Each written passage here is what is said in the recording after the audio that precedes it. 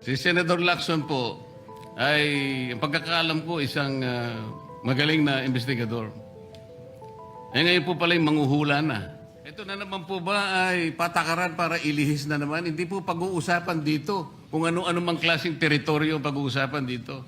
Ang pag-uusapan lang natin ay yung masigalot na pinalalaki nila at hindi nila maintindihan na walang kamatayang West Philippine Sea.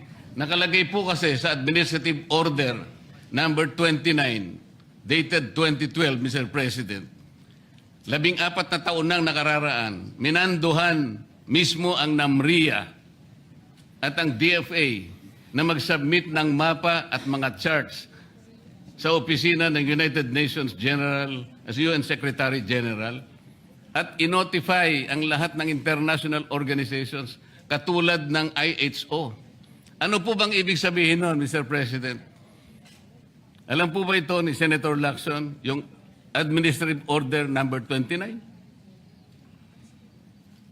This is something between the chairman of the Foreign Relations Committee and the gentleman from Tarlac and Pampanga, Mr. President. Hindi po, tinatanong ko po kayo. No, kasi, I don't know Administrative Order number 29. Oh, hindi po ninyo alam, sasabihin ko sa inyo. I don't Ulitin need to ko. know, Mr. President. I'm not interested. Hindi po kayo interesado sa isang bagay na napaka-importante sa ating bansa?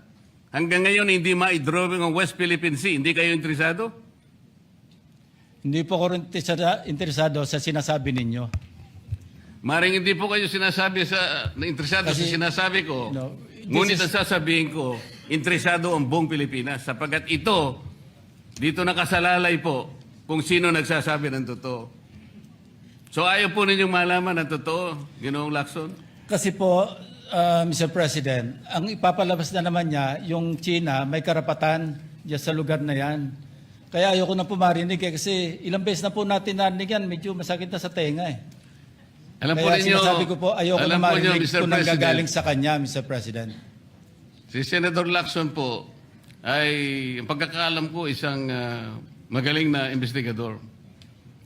Eh ngayon po pala yung manghuhula na. Paano po niya nahulaan? Ang sasabihin ko ay...